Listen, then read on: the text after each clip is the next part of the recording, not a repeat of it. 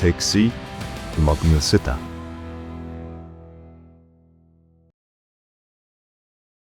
All right, guys, welcome back to the Sit Down. It is episode 11. Greatest players that ever wore 11. Garrett, who is it? Peyton Smith. That's a Carrington guy that I don't know. Carson Wentz. Kyrie Irving. I'm missing somebody big here. I don't know. Episode 11, though. Anna, what number did you wear? Number 2. I should have known that. Retire the number. Jamestown, retire the number. Episode 11. It's good to be back with all you guys.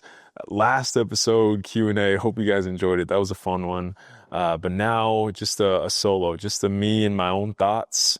I got a couple things that have been on my heart. And, man, grateful. I'm a grateful heart today. For not only the people that I get to do life with, but what I get to do with the people that I get to do life with. And I'm going to share a couple stories, a couple things that have been just itching at me. And so I hope you guys enjoy that. But man, we're in the heart of fall. For those that are not in the upper Midwest, you may not have the same weather as us, but we are getting to the point of it is starting to get cold. Sometimes we get these like false summers, and I think we're about out of that season where it's like, okay, yeah, winter's coming. For the Game of Thrones fans out there, the Stark said it best. Winter is coming, and we are in that mode. But that being said, when winter is coming, so are the holidays. And so I don't know if your guys' families, I don't know if your guys' families are like mine, but when November 1st rolls around, when Halloween is over, the Christmas music comes out. And I am one that is not to skip over Thanksgiving. I think Thanksgiving is number 3 on my holidays list. We need to add that to the draft. We need to draft holidays at some point.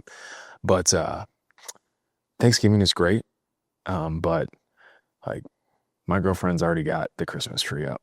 So Christmas is coming, winter is coming. It's an exciting time of the year. I want to talk a little bit today about deer camp. Some of you guys have never been to a deer camp.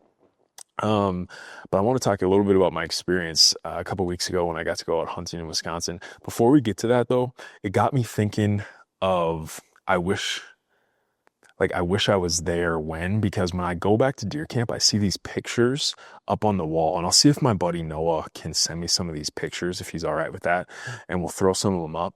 But you see these like pictures of 19 blank, and it's all these guys at deer camp at the same place you were at, but it was a different time with different people, different things were happening, but you were in that place. And it gets me thinking of like, man, I wish I could have been at the table when those guys were talking. And so I thought it'd be kind of fun to just start off the pod by asking what you wish you could be at for back in time, right? Like, I wish I could go back to blank and experience blank. And so as you're sitting down with me today, that's my first question for you is, if you could go back to any point in time and just be somewhere and experience something, what would it be? That's my question for you. Think about it for a little bit. And we're going to start with Anna. Anna, if you could go back and experience something somewhere, what would it be? Okay, this was the peak of my LeBron obsession. I was 13 years old. Game 6 of the 2013 NBA Finals when Ray Allen hit that game-winning corner 3. Oh, flash the picture. Ray Allen in the corner. Did Bosh get the rebound? Kicked it to Allen. Mike Breen. Bang, bang. Oh my goodness. Here's a hypothetical for all the sports fans out there. If Ray Allen doesn't hit that shot, number one, it hurts LeBron's legacy tremendously. But number two, Tim Duncan, if they win that championship, because LeBron would go on to win Game 7, the Heat would beat the Spurs. But if Tim Duncan and the San Antonio Spurs win that Game 6, if Ray Allen doesn't hit that shot, Tim Duncan, 6 championships, 6 finals MVPs.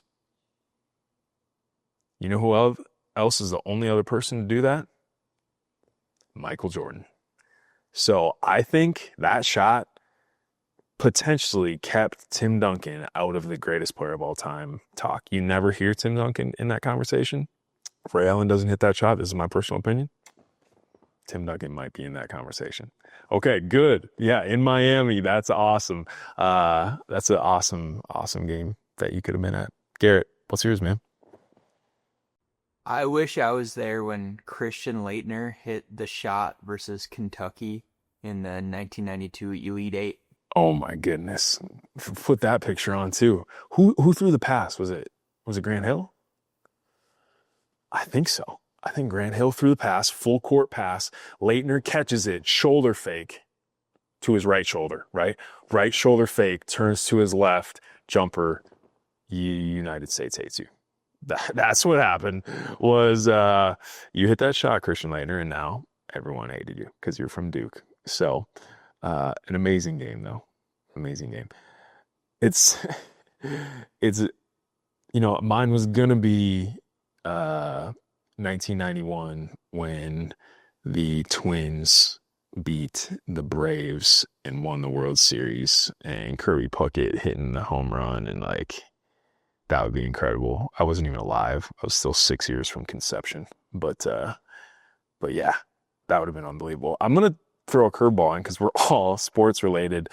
I was a Civil War nut growing up as a kid. Like I loved the movie Gettysburg, and I would read war books about strategy and Ulysses S. Grant and Sherman's March to the South and the Battle of Vicksburg, and I would read about Robert E. Lee and what an amazing general he was. I just loved war strategy, and so like the signing of the surrender at Appomattox Courthouse, like seeing Robert E. Lee sign the surrender to Ulysses S. Grant would be an amazing thing to be in the room for. So I would say that would be an incredible moment of time.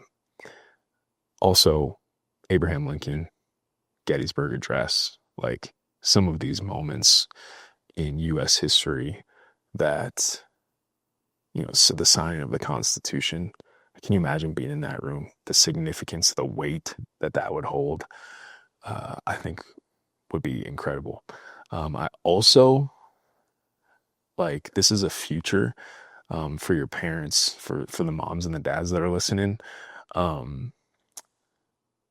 What I would give to have like one more moment with my grandpa, like one night with your grandpa. Like, don't even think about the big historical moments.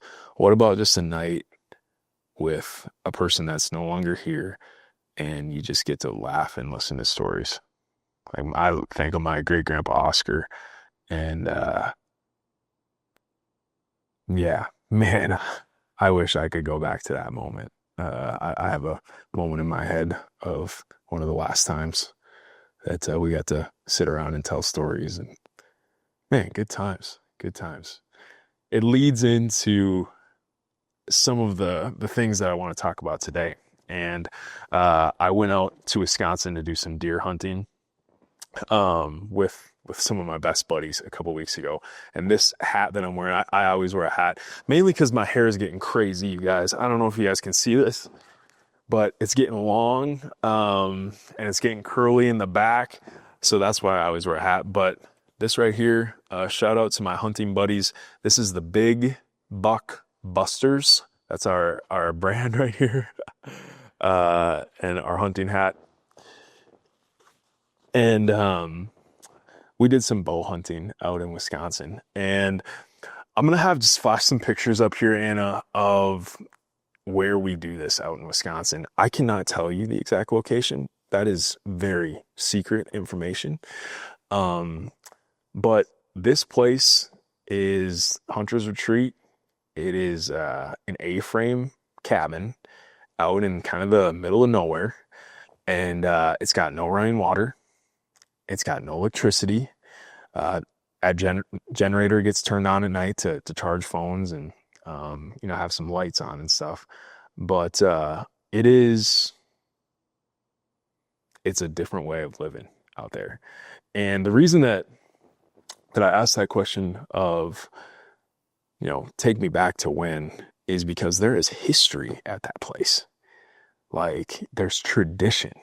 And, their grandpa Kenny was the guy that like started it off, and they have like this book up in a frame. It's called Daylight in the Swamp, because like right behind the cabin there's a huge swamp, and it's like hunting in this kind of swamp, and they've got all these lines and different sayings, and we have hats, and we'll flash a picture of a hat that we had made that it literally says Daylight in the Swamp.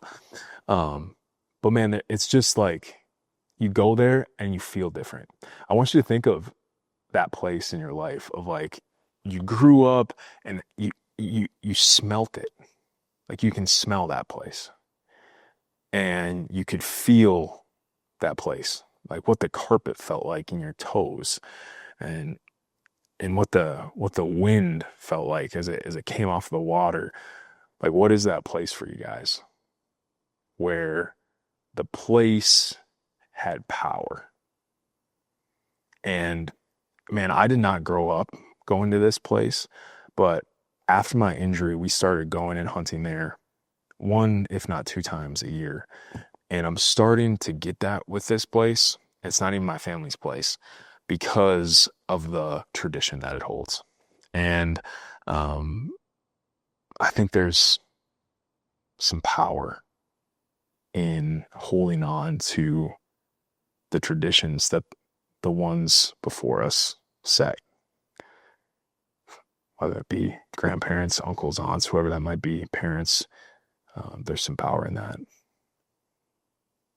Start stacking memories, and eventually that place becomes really, really special. But why we're at the place, the functionality of it is because that's where we hunt. And I'm wearing, some green here to go with the camo in a hunting theme today. I'm not here to advocate for hunting. I'm just going to tell you why I like it. Because when I got done with college athletics, I kind of like felt like I needed something to go pursue after. And so bow hunting was something that I hadn't done a ton of. I'd shot bows before, but I hadn't really bow hunted. And I wanted to get into something that I could like chase, and it could be a challenge. And so bow hunting was something that I could do in North Dakota, which I just moved back to North Dakota following being done with basketball down to U of A. And so bow hunting was just like a natural thing of, you can do it in North Dakota. It's going to be a challenge for you. But I didn't quite realize why it would fit so well. And I just want to tell you a little bit of why it is, and then I want to get into the root of it, and I think it's going to connect with some people. But bow hunting really comes down to the power of preparation. And I get excited about this because preparation, whether it's in bow hunting or whether it's in athletics or whether it's in your business life, it is necessary for success. Like, we can go off the cuff on a lot of things, but if we don't prepare if you don't put the necessary preparation into something, there's no way that you're going to reach the ceiling. You might get high and you might have a lot of success, but there's still going to be room up at the top that you're missing out on. Like, preparation, when it meets execution, when those two things come together, success is found. And obviously there's a little bit of luck with that as well. It reminds me of a thing my grandpa always used to say in one of his interview questions. He would always ask people, do you think that you're lucky? And if you said, no, I don't believe in luck, or luck, whatever you want to call it, blessing, whatever. Everything is what you do. You decide everything. Man, get out of your own way. Of course there's luck. Of course there's, it doesn't mean to be that term. Of course there's a random component of, it might just need to be your time, or maybe it's not your time. There's a power outside of us, right? And there is 100% that, but preparation is the common component. And I just want to go through, I've got a list here of all the different factors that go into a hunt. Number one is you are trying to scout and figure out what's going on in whatever you're hunting. What's happening in their head. Where do they live? What do they eat? Where do they drink? What time do they do all of this? Now in today's world, cameras help that a lot, trail cameras, all that kind of stuff. But there's a lot of woods out there. There's a lot of land out there. You can't have cameras everywhere. So there's a lot of strategy. You talked about the Civil War and me liking war strategy. In hunting, there's a lot of strategy as well. A couple other things. Where are crops planted in North Dakota? Where's corn planted? They're going to want to eat the cornfield. From the cornfield, is there beans? They might be eating some beans too. Can I get to my blind? Right? That's a huge thing for me. Like, I can't just walk through the field. I need to be able to drive there and get out so I can be close to the blind. Can I get there? Is there a crop on that field that isn't going to get harvested until after bow season? Getting into the blind, like snowing, it's really hard to push my chair through the snow. So then I have to use my track chair. Well, now my track chair, the batteries need to be charged. I need to have somebody with me in the vehicle that can drive the vehicle away. This is not just a me thing. Now it's becoming a team thing. Like I need my grandma to come out and drive the vehicle away so that the vehicle's right next, not by the blind, so that, the deer don't see the vehicle. I usually have somebody in the blind with me. If I shoot, and the deer is running away a little bit after a bow shot, I need somebody to help go through the trees. Some of these trees are too thick for me to go through. I need somebody to help me track it. Where the deer is, yardage wise, with a rifle, you can shoot something 250, 300 yards away. With a bow, it's probably going to be 20, 30, 40 yards. It also matters how they're standing, right? Because you want to hit the deer in a certain spot so that it's a clean kill, and you don't want any suffering to happen. There's so many factors, and then there comes down to the actual shot itself. There's so many different factors that lead to success, and I think that aligns with what I've been doing kind of my whole life, especially in athletics. There's so many factors. In a college football program, there's lifting weights, there's watching film, but on top of the film, there's different formations, there's different techniques, there's different stunts that they run, there's different shifts, there's different motions. There's so many different factors, and I do love that about hunting, in that it requires a lot to finally get to the end goal. And here's the thing, and we'll keep moving on here. We didn't even get a deer. Like we've spent weeks upon weeks talking about how we're going to do it, where we're going to do it. And you know what happened? It was really warm. And so the deer didn't move. We didn't get a deer. But I've told you guys once on this podcast, twice, 3 times, maybe 4, what you do in life will never be as important as who you do it with. Let's flash this picture of the A-frame with the fellas. My best memory is this one right here. It's with the guys, man.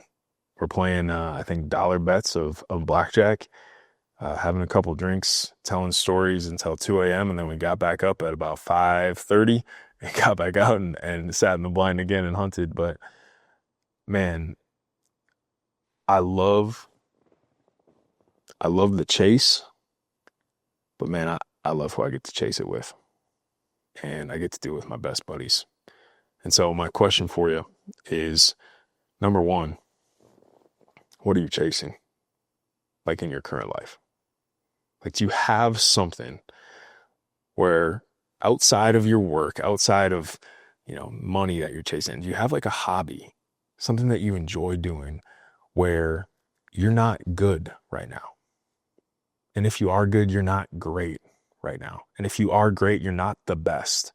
Like, do you have something where you're aspiring to go something and do something more than what you're doing right now? And if you do, who are you doing it with?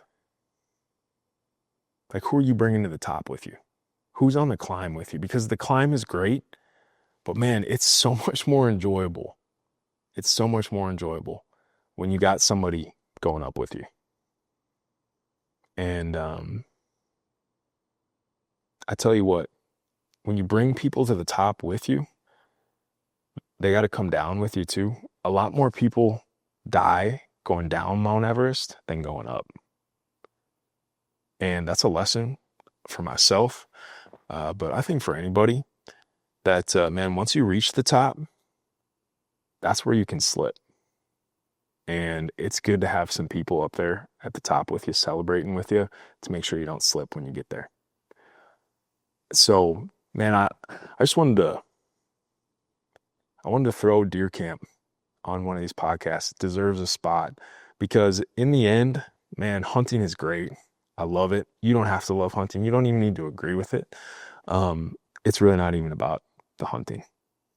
It's about the people and going to the place that is special to you and getting to enjoy memories and building things together with them. So I'll go back to my first question I have for you, man. What's that place? If you don't have that place, what are you doing to create it? If you don't know what that is yet, man, sit down with a piece of paper and write it down. Like, what's your dream? What do you want it to be? What do I need to do to begin to build this thing? I'm guessing for most of you, though, you have somewhere in your head where it's like, yeah, man, that place is special. When was the last time you were there? When was the last time that you called up your buddy and was like, hey, you want to go do this together? Man, what I and my friends have created post-college, I hope we never give up. I hope we always spend one weekend a year and go out to that A-frame and go bow hunting. And maybe one time later in life, I won't even be able to pull the bow back, but shoot, I'll still go out and we'll still hopefully make some garlic and we'll still open up I'm not even going to get into the sardines. You guys don't want to know about the sardines. Woo, that smells. Oh my goodness, that smells. But man, I just want to talk a little bit about Deer Camp. And then I wanted to close, and this is just the meat and potatoes of the pod. We'll get into a little bit of fun after here. But I wanted to close with a little challenge. We are approaching the holiday season. And next podcast, we're going to have a couple of special guests. It'll drop the day before Thanksgiving. And man, the holidays for me have been awesome. I love the holidays. Thanksgiving, going into Christmas, going into New Year's, bang, bang, bang. It's fun. And it's a happy time of the year, right?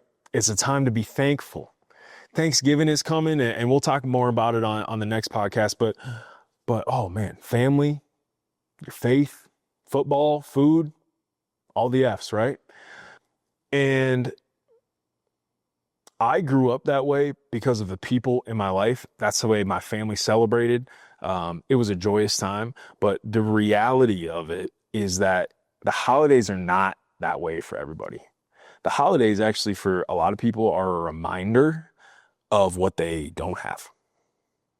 And they look around and they go, oh, well, she's got 20 people coming to her house and they're going to have a big old turkey and a big old meal. And I'm going to be sitting here and I've got one parent in my house and we're not going to have a big meal. And nobody is going to celebrate with us. And we're not going to watch football because we don't have a TV. And faith, what is faith? There is no God. Like, that's the reality for somebody. And I think a lot of times in the holidays, and I am guilty of it, we get in this mindset of, I'm grateful for what I have. And it becomes inward focused. And my challenge for you is, we are 2 weeks out from Thanksgiving. My challenge for you is, whose holidays, whose Thanksgiving are you going to change this year? Like, whose holidays are you going to be the difference maker in this year? We have thousands of people that watch this podcast and listen to it every week. If 1,000 of you decided that one person this year, I'm bringing over a meal, that would change lives. Like, not only just the day, that would change lives. They might not have ever received that kind of kindness and love in their life. I dare one of you is thinking to yourself, yeah, that's me. Like, I have a great life and I can afford a big old turkey. And you know what? We have ham too. I dare you to go make a difference for somebody else's holidays too. And that drop just might be the drop in forever. Like, that might just be their forever drop of that difference changed everything for me. So that's my challenge for you, man, it is a time to be grateful and to look around and to think, man, I've got a lot of blessings in my life, but go be a blessing for somebody. We've got 2 weeks leading up into the holidays. We can do that. I can do that. Anna, you can do that. G, you can do that too. Like, we can be thankful for the blessings in our life. We can be thankful for the places that are in our life. I can be thankful for the A-frame. I can be thankful for the people that are in the A-frame with me. But man, I better be able to go be a blessing for somebody else too. Because if we just take in blessings and thank, we're missing half of it. Like, we can receive, but man, it is a two-way street. Let's give just as much as we receive. Boy, if we did that, it's hard to do, but if we do that, we'll make a difference. Like, that's how good happens. So, that's my challenge for you, is go be the difference for somebody. What does that look like? Go donate a turkey. You can do it. Go to a food pantry and buy a little bit extra at the store and drop it off. Invite somebody over to your house. You know who that probably person is, right? You know that they're struggling. They've been going through some stuff. They're all alone. Invite them to your house. Get out of your comfort zone a little bit and go be the difference. Okay. That's the meat and potatoes. That's the turkey of the meal right there. By the way, if you don't have mashed potatoes on Thanksgiving, shame on you. Reminder to Anna and Garrett, next podcast, we're doing ranking Thanksgiving food and putting together the perfect meal. I know I'm going to make some people mad, but mac and cheese does not belong. I'm not even going to get into it. I'm not going to even get into it. It does not belong on the Thanksgiving plate. Let's, by popular request, I want to end this podcast episode with version 2 of a well-received game that we played called the Geography Game. If you guys remember, Garrett is 0-1 against me. I am 1-0 against Garrett. I got Columbus, Ohio on him a couple weeks ago, and I had multiple people ask, when is Garrett going to get a chance at revenge?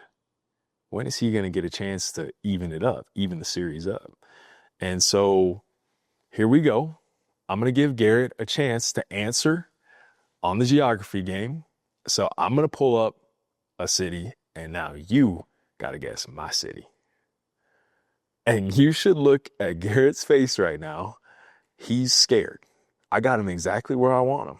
So I'm going to pull it up. If you want to play this game along with us, you should not look at this next part. We're going to show the city. So for those that want to know the answer, here is going to be the city that I chose. But if you don't want to know, you want to play along, guess along with it, you should probably not watch this.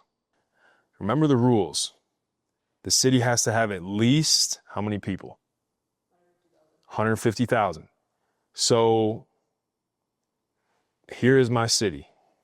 Can you see this? Garrett, don't look. Can you see this? Come take my, here, yeah, come grab my phone. Garrett, close your eyes. Garrett is closing his eyes. I can confirm that. We got it? Bang. Okay. You have no shot. Do I get to look at a map? No.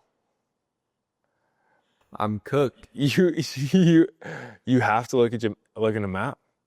I'll tell you what. I'll give you a map for your first 5 questions. But 6, 7, 8, 9, 10, you don't get a map. Deal.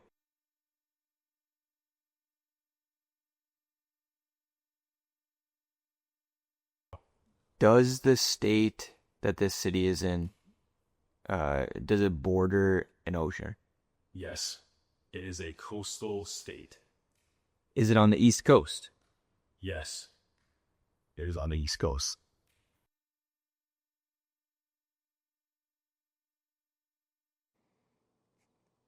Is it... I gotta think of a good question here. 2 questions down. Is it south of Washington, D.C.? Is it south of Washington, D.C.? Yes, it is. 3 questions down, 7 remaining. He's narrowing it down. He's doing a good job. You got to narrow down what state it can be in. Once you got the state it's in, you got a lot better chance, I guess, in the city. Is it in Georgia? Is it in Georgia? No, it is not in Georgia. That was a gamble. That It was a gamble. He really wanted it. 4 questions down. I'm trying. Should I gamble again? The only reason I say that is because I don't really know what else to ask besides which state. He's going to get better. We'll see. Is it in Florida? It is in Florida. Huge gamble. Okay. He guessed the state. Now he's got to get the city. Okay. That is 5 questions. You have got to put your phone away I now. have 5 left. 5 questions left. There probably is, I'd say for sure, 8 cities in Florida that have over 150,000 for sure. 9, yeah. Can he guess it? Comes down to this. Can I guess it? Do not make me put a shot clock on you. Is it Miami? He's just gonna start guessing cities.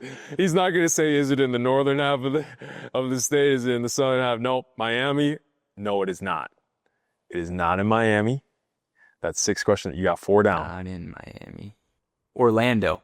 Is it Orlando? He's just guessing cities now. It is not Orlando. 3 questions left. It's coming down to the wire. Garrett Bickett, I'm trying to think of other the cities in cardiac Florida. kid, leading the Cardinals to the state tournament. They've got Dunking on Stanley. Hunter. They've got Stanley on the ropes. Can he make a play? 3 questions left. Is it Fort Lauderdale? Is it Fort Lauderdale, Florida? It is not Fort Lauderdale, Florida. There are 2 questions left. And I will clarify, you get 2 questions to investigate, and then you get to answer. So the last question doesn't Okay. need to be, is it, blank. It can be. I just thought of another city. I hope this isn't Florida. Oh my goodness. Jacksonville? Is it Jacksonville, Florida? It is not Jacksonville, Florida. What? He's like, what in the world? What in the world? I love when he keeps looking at me. Yeah, he's like, Why- like Anna's gonna help him. No, you're out on an island. This is you versus me, man. Give me one more glance at the map. And that'll take you place are in my such question. a sucker. That'll take place in my question. You get 10 seconds to look at your map. 10, 9, 8, 7, 6, 5, 4, 3, 2. Shoot, there's two. 1. There's two that I think it's two. Okay, all right. What are your two? Give me your two options. I'm not going to say anything. Tampa and Tallahassee. Okay. I will tell you it is one of the two. Okay. And so this is just going to come down to this. I know what it is. It's Tallahassee. It's Tallahassee. I'm way too nice. I'm way too nice. I should have never let him look at the map. Ugh. That's all right. He got it. Tallahassee, Florida. Would you have thought of that? No. Probably not. That's all right. I'll let him get a first win under his belt. Tallahassee, Florida, home to the who? What university is in Tallahassee? Is it in the ACC? It is Florida State. Florida State, the Seminoles. Oh, all right. See, that was my problem. I couldn't think of what city Florida State was in. Yeah. So I was gonna ask, does the city have a team that's in the SEC No. or the ACC? Yes. Yeah. Right. Yeah. That could have helped. He But then just went right to Miami, Because it was Fort dumb. Lauderdale. Because there's Jacksonville. one team in each conference, Yeah. Right. so there was no point in asking what Gainesville. conference. Right. It could have been. Yeah. Gainesville's too small though. Right. Okay. Well, it's tied up 1-1. Garrett, well done on Tallahassee.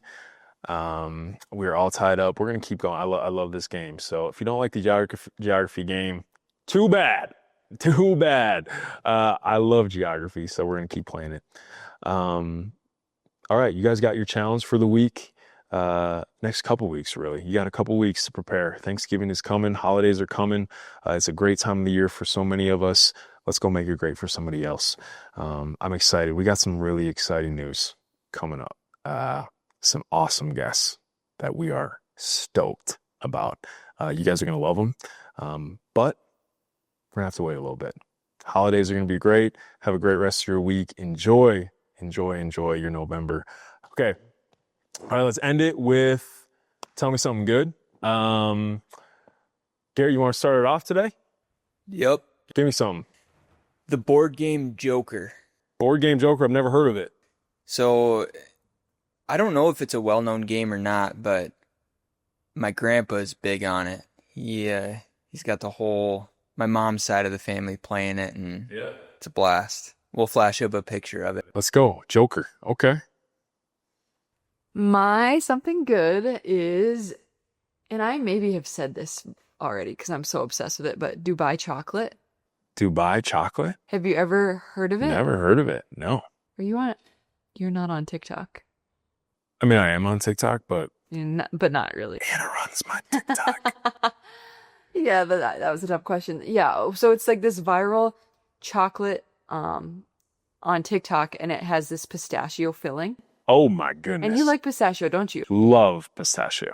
I should have brought one for you. Anyways, yeah, this viral chocolate that originated, I think, in the Middle East. It is scrumptious. It's like this pistachio crunchy filling, and then obviously covered in amazing chocolate. Scrumptious. It's so good. That's an Anna word. Dubai chocolate. I'll bring you a piece and you can try it sometime. Fantastic. Thank you. Dubai chocolate. We're gonna stay on I'm gonna stay on the food kick for Tell Me Something Good. I just feel like with the holidays coming up, I've actually given up sweets until Thanksgiving. Crazy. So bring me some Dubai chocolate, but I won't be able to eat until Thanksgiving. I want to give a shout out to all the bakers out there because your time to shine is coming. Thanksgiving, going into Christmas, this is your time. So I want to give a little pep talk to you right now. There are so many people counting on you. Christmas cookies, Thanksgiving pies. This is your time to show what you've been working on all year long. You got the people ready to eat. They came for you, okay? So I need you to lock in right now. I need you to bring your best, okay? We're not just scooping and throwing in, all right? I want you to level out the cup, all right? We're following the recipe to the T. It's your recipe. You own that recipe, okay? So if you want to make it yours, then make it yours. But we're doing things right, okay? That pecan pie, it's gonna be good. I know it is because I believe in you. You got me? Shout out to the bakers out there. I love pecan pie. Pecan pie is my favorite dessert of all time. My grandma has the best pecan pie I think I've ever had. That being said, I'm going to be spending Thanksgiving down in Arizona. My girlfriend has an opportunity to throw a wrench in my world. She has made me one pecan pie before, and it was so good. Some of you were hoping I was going to say so bad. No. It was so good. But it needs to be good on Thanksgiving.